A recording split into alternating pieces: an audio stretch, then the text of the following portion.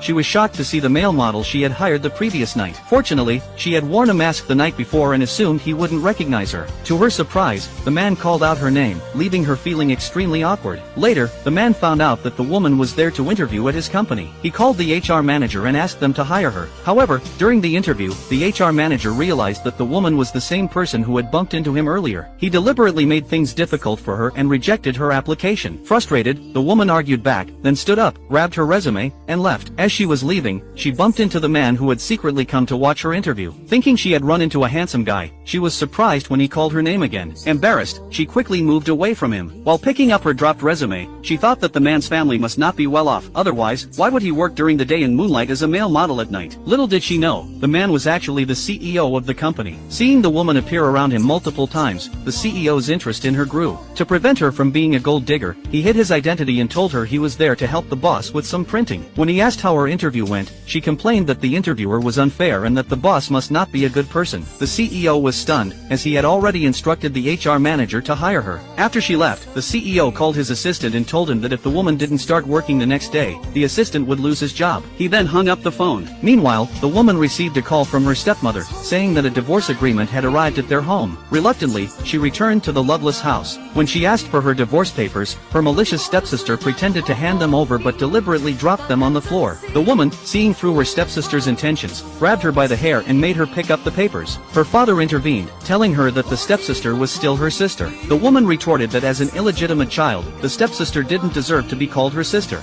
Angered by her defiance, her father slapped her, and she shouted back at him. Seeing the conflict she had incited, the stepsister showed the divorce papers to their father. He told the woman that he wouldn't allow her to divorce the wealthy CEO because it could affect their family's business. The woman didn't care, as she had only married the CEO to investigate her mother's death. 3 years ago, her mother had died under mysterious circumstances. To uncover the truth, she had used the resources of the wealthy family and married the CEO, as her mother had arranged the marriage before her death. However, she had never met her CEO husband, who was actually